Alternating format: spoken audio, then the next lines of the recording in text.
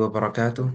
Waalaikumsalam. الحمد لله رب العالمين، والصلاة والسلام على أشرف الأنبياء والمرسلين، سيدنا محمد وعلى آله وصحبه ومن سار على نهجه واستنى بسنته وهديه إلى يوم الدين. اللهم لا علم لنا إلا ما علمتنا، إنك أنت العليم الحكيم. Yang saya hormati seluruh hadirin pada acara ini melalui Zoom, khususnya pada guru saya Dr. Muhammad Faizi. Tadi juga ada guru saya Dr. Nur Hidayat. Barakallahu fiikum Waalaikumsalam. Dokter. Menyimak Syekh. Alhamdulillah, nggih. Barakallahu fiikum Dokter. Nggih, jazakumullah khair. Alhamdulillah, kami semuanya diberi nikmat oleh Allah Subhanahu wa taala, karunia oleh Allah Subhanahu wa taala untuk bisa melaksanakan bulan Ramadan ini. Kita alhamdulillah telah insyaallah puasa bulan Ramadan, telah melaksanakan ibadah, dan hari ini adalah hari yang terakhir, dan memang setelah bulan ini ada momentum yang sangat luar biasa. Salah satu syiar Allah Subhanahu wa taala yaitu merayakan Idul Fitri, yang memang datang untuk mengkaruniai orang yang sibuk dalam ibadah pada bulan Ramadan. Dan di Idul Fitri ini kita saat kita merayakan bahagia, itu adalah sebuah syiar Allah Subhanahu wa taala.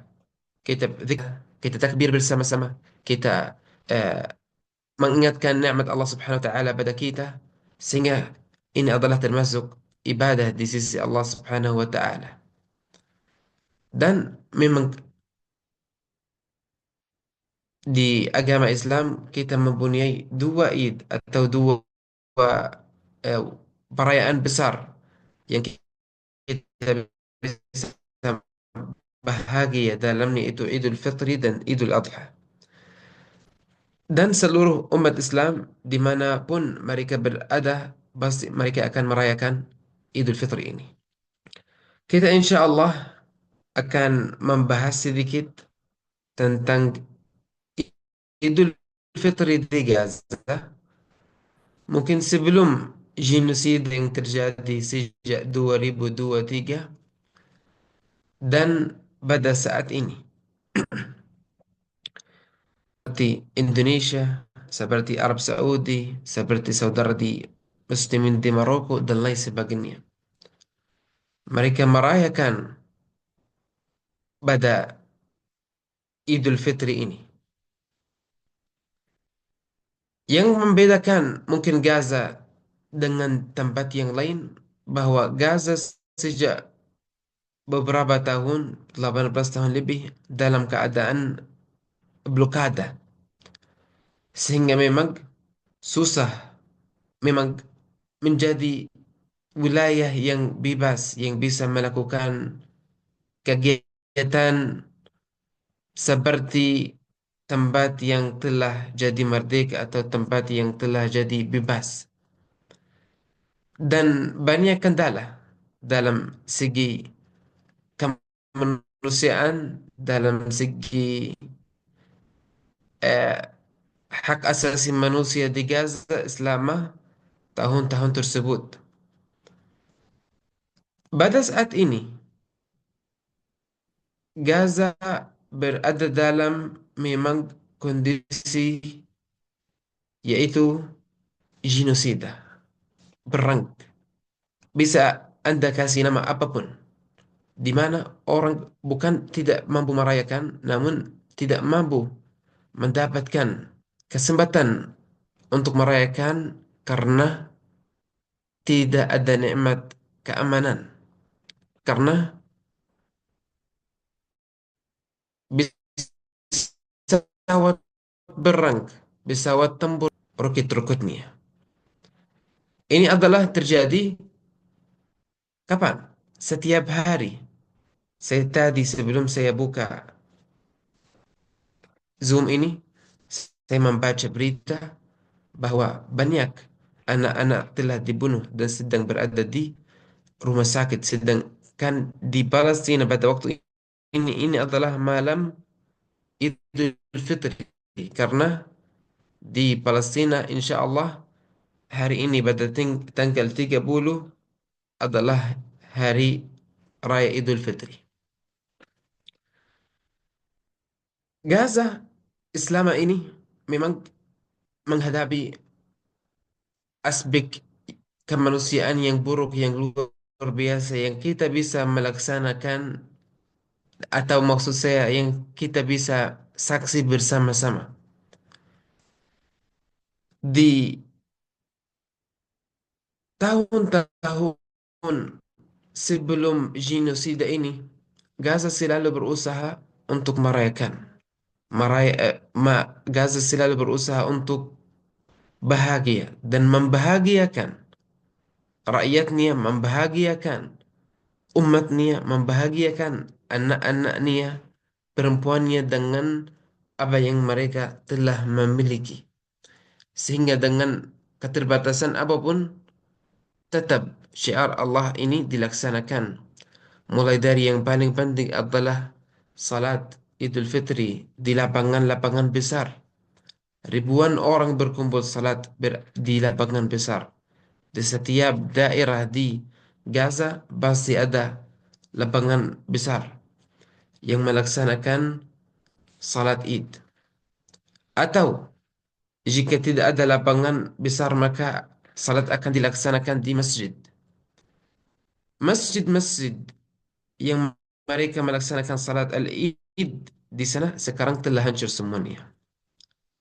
Lapangan itu telah jadi kuburan pada genosida ini. Karena pada genosida ini lapangan yang kosong memang dipakai untuk kuburan karena saking banyak orang yang telah meninggal syahid pada genosida ini.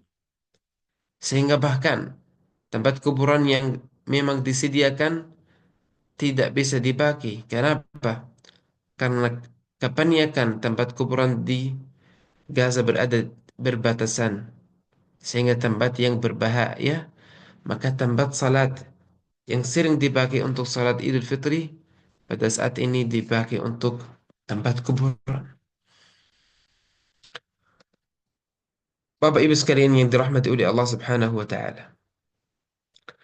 Sebelum genosida terjadi, memang sedikitnya orang bisa membahagiakan keluarganya dengan hal yang sederhana yang mungkin kita semuanya bisa melakukan pada keluarga kita, yaitu membeli mungkin baju yang baru untuk anak-anak, mempersiapkan makanan yang sebenarnya sederhana yang kita alhamdulillah menikmati dengan rasa-rasa makanan yang berbeda-beda. Di sana juga mereka selalu berusaha untuk membahagia di tengah kegelapan. Namun khususnya pada selama 2 tahun ini,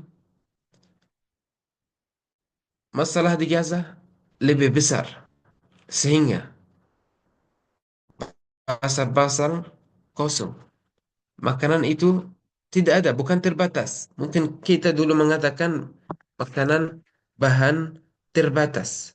Namun pada saat ini memang tidak ada karena yang ikut berita Palestina bisa memahami bahwa seluruh pintu yang masuk ke Gaza telah ditutup oleh penjajahan. Dan memang penjajahan yang mengatur apa yang masuk, apa yang keluar dari dan ke Gaza. Pasar yang kosong, makanan yang bahkan sekarang sangat mungkin sudah berkurang karena sejak sekitar 20 hari lebih pintu-pintu itu ditutup secara permanen. Dan yang saya tadi sampaikan bahwa pesawat perang itu tidak pernah mungkin sekarang istirahat di atas Gaza. Selalu mereka menjatuhkan roket, rudal, dan bom yang dijatuh pada rumah-rumah saudara kita di Gaza. Ini adalah hal yang memang terjadi setiap momen.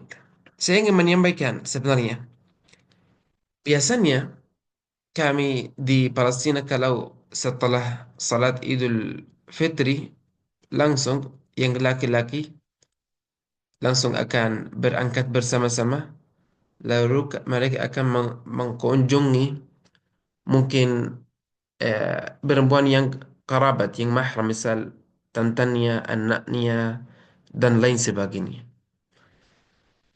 Mungkin mereka bisa berangkat sekitar, kalau dari keluarga saya, keluarga Abu Ajwah, mungkin bisa berangkat setiap rombongan sekitar mungkin 10 mobil berangkat mutar setiap rumah, mereka kunjungi silaturahmi sebuah rumah kerabat, lalu mereka akan memang ganti pada rumah yang lain, bisa sampai mungkin asar mereka akan mungkin menyelesaikan silaturahmi, bisa jadi 50 rumah berhari, dan itu semuanya adalah keluarga dekat. Saat saya melihat kemarin foto lebaran beberapa waktu yang lalu, saya melihat banyak di antara orang yang berada di gambar, di foto pada saat ini tidak di antara kita karena mereka telah dibunuh oleh penjajahan. Saya lihat di gambar tersebut, lalu saya lihat daerah yang mereka ambil foto tidak ada lagi karena telah hancur. Saya melihat mereka yang tempat yang mereka kunjungi, keluarga siapa? Itu keluarga tante saya. Suaminya telah syahid. Tiga anaknya telah syahid. Dan memang rumahnya telah hancur dan tidak ada lagi. Ini adalah sebuah foto yang baru saya kemarin buka saja. Yang mengingatkan saya banyak hal.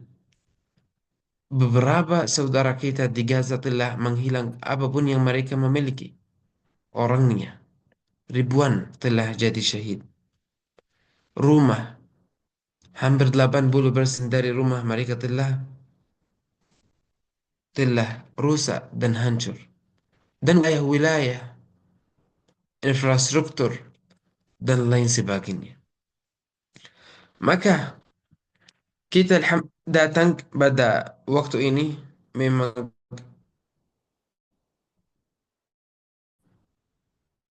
di Gaza, sehingga setiap darah di atasnya bercampur dengan tanah karena saking banyaknya syahid.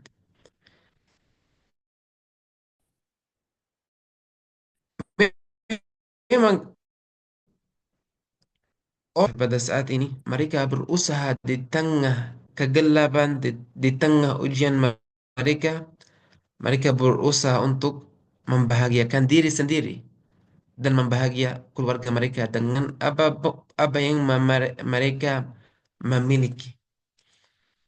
Dan paling apa yang mereka memiliki yang masih alhamdulillah tinggal di dalam hati mereka itu keyakinan dan kepercayaan dan keimanan mereka kepada Allah Subhanahu wa Ta'ala, bahwa insya Allah setelah ujian berat ini, setelah kejadian yang luar biasa yang terjadi pada diri mereka, pada keluarga mereka, pasti insya Allah nanti ada jalan yang baik. Pasti nanti insya Allah Allah akan meringankan kesakitan mereka. Dan itu yang kita harapkan. Mudah-mudahan Allah Subhanahu wa Ta'ala menjauhi. Itu yang kita harapkan. Mudah-mudahan Allah Subhanahu wa Ta'ala memberi mereka kesabaran dan keteguhan dalam menghadapi krisis dan ujian-ujian ini. Bapak Ibu sekalian yang dirahmati oleh Allah Subhanahu wa Ta'ala. Hal yang lain yang mungkin terjadi pada saat ini di Gaza, bahwa masa depan di Gaza masih belum jelas, sehingga membuat orang Gaza tidak tahu apa langkah yang berikutnya. Kenapa? Karena apa yang disampaikan oleh penjajahan bahwa, atau apa yang mereka berusaha untuk menebar berita bahwa mereka ingin mengusir orang Gaza dari Gaza. Mereka ingin mengambil Gaza kembali. Mereka tidak, bahkan akan mengambil wilayah-wilayah dari Gaza dan wilayah yang lain. Sehingga memang masa depan di Gaza masih belum jelas. Dan disinilah muncul peran kita. Bagaimana caranya untuk menguatkan mereka agar mereka tetap optimistik betul, tetap kuat, tetap sabar menghadapi penjajahan ini.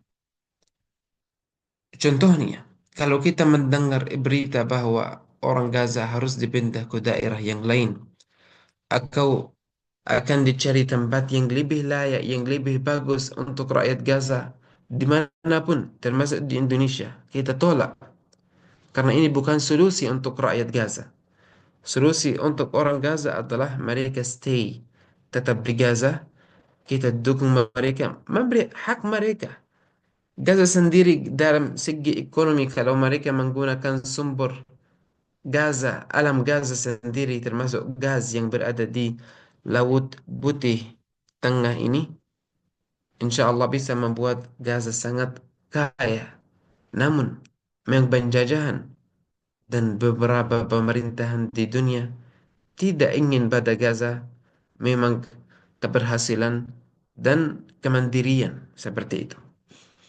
Maka peran kita menguatkan mereka dalam segi apapun yang kita bisa lakukan, di antaranya tetap menceritakan tentang mereka dengan apa yang kita mempunyai. Karena ini penting. Ini mungkin kita tidak merasakan.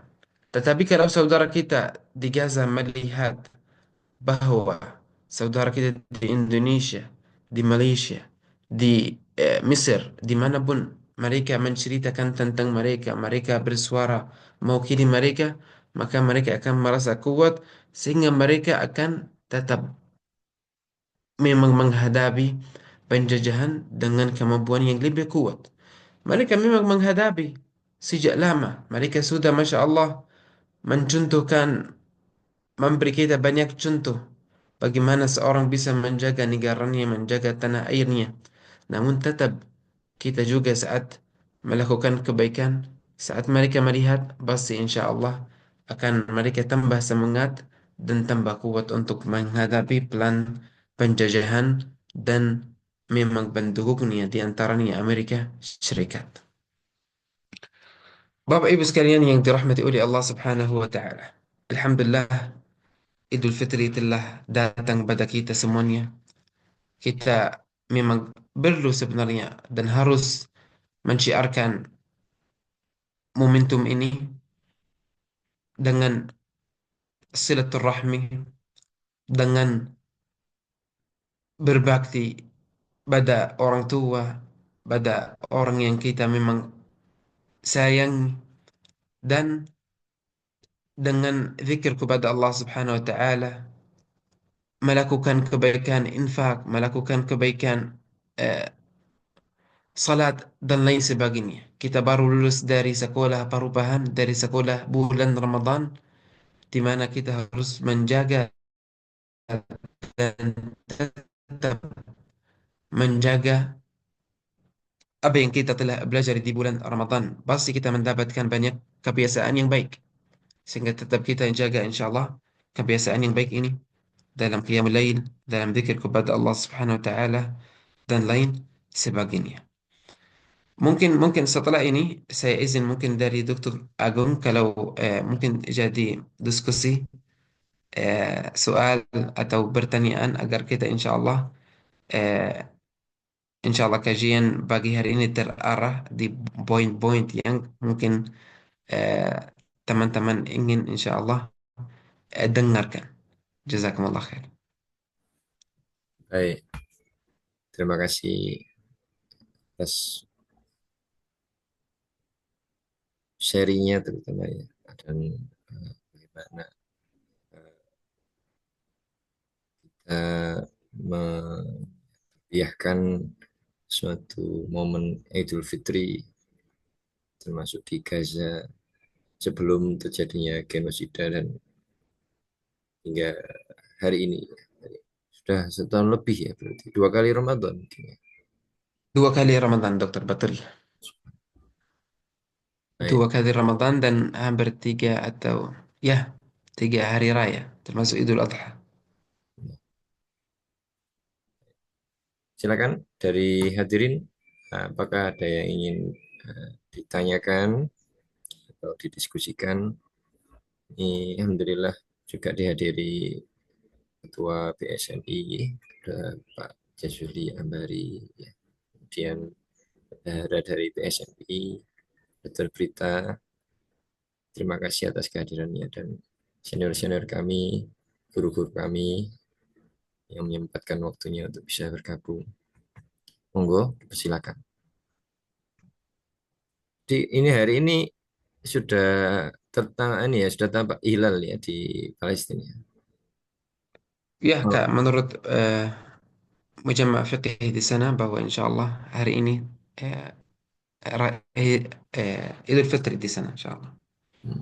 jadi selisih berapa jam ya di sini? 4 atau 5 jam. Berarti sudah malam takbir ya. Ini subuh ya? Belum ya? Menjelang Sebelum subuh, mau subuh ya. mungkin ya jam Waktu sahur. satu Sudah satu sahur. lebih. Udah waktu subuh. Jadi sudah bisa kontak dengan keluarga ibu atau ayahnya, si Ahmed. Alhamdulillah, kemarin Alhamdulillah saya telah kontak sama mereka. Alhamdulillah. Insya Allah mereka baik. Insya Allah. iPhone ya, atau video bisa video. Dia, Telepon, telepon. so, kalau internet di sana masih bisa nggak? Untuk video call gitu? Nggak bisa. Agak susah tapi dapat biasanya. Masih. Ada paket-paket tertentu. Itu keluarga di Gaza Utara ya. Betul, di Gaza Utara bagian timur sebenarnya. Gaza City Timur. Sepertinya kalau kebudayaan di Gaza hampir sama dengan Indonesia ya. Kalau di Arab Saudi kayaknya nggak ada yang berkunjung begitu ya kayaknya. Kalau di Gaza saya baru tahu juga ternyata seperti itu ya. Ya, kami di Gaza, di Palestina secara umum, acara yang utama pada Idul Fitri atau Idul Adha adalah silaturahmi. Hmm. Silaturahmi biasanya saling mengunjungi dan itu hari pertama biasa laki-laki yang mengunjungi keluarga yang lain, baru mungkin yang perempuan bisa kembali pada rumah bapaknya dan pada hari yang kedua atau yang ketiga. Jadi hari Oh, pertama khusus biasa laki-laki yang kunjungi mahramnya, terus ya ada juga hadiah terbentuk mungkin uang untuk juga anak-anak dibagi juga hadiah-hadiah. Setelah itu biasanya ya biasa mereka balik sudah asar atau bahkan sudah maghrib. baik. Jadi lama memang. Dan mungkin yang beda mungkin dari Indonesia dengan Gaza bahwa Gaza kecil sehingga kita bisa mengunjungi banyak tempat di waktu yang singkat atau di waktu yang pendek. Sedangkan kalau di Indonesia mau kunjungi 2 3 keluarga di Surabaya pun butuh waktu yang lama, kan? Ya itu mungkin hal yang eh, beda sedikit dalam segi ini. Jadi saat ini itu semua tidak bisa dilakukan ya. Ya sedihnya tidak bisa dilakukan.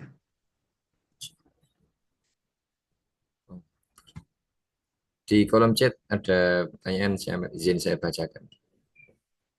Dari Dokter Prita. Assalamualaikum, Dokter Ahmed. Adakah makanan khusus yang dibuat saat Idul Fitri? Dan apakah di Gaza juga ada tradisi bermaaf-maafan seperti di Indonesia? Semoga Allah gembirakan warga Gaza di Idul Fitri ini. Amin. Kalau di Indonesia kan Ya, ada ini ya, halal bihalal istilahnya. ya, Saling memaafkan. Jadi kalau bertemu itu pasti menyampaikan maaf lahir batin begitu ya. Padahal kan kalau di apa yang dipetunjukkan kita saling mendoakan gitu aja gitu. Tapi kalau di Indonesia secara tradisinya adalah saling memaafkan juga gitu. Oke gitu juga ya di Gaza. Ada kayak halal bihalal begitu. betul, betul. Terima kasih banyak, Dokter Brita. Jazakumullah khair. Memang pasti ada makanan pada hari Raya Idul Fitri. Kita mulai mungkin sebelum hari raya mulai, pasti biasa ibu-ibu akan menyiapkan kue atau cookies yang bernama makmul dan kaek. Makmul cookies yang mungkin cukup besar, diisinya diisi dengan kurma. Kurma yang dimasak terus nanti itu disiapkan untuk tamu-tamu yang akan datang biasanya. Satu. Yang kedua, kalau misal khususnya Idul Fitri,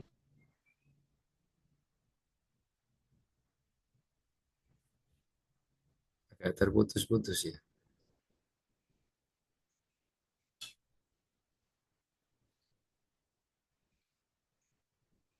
Oh, sinyal saya.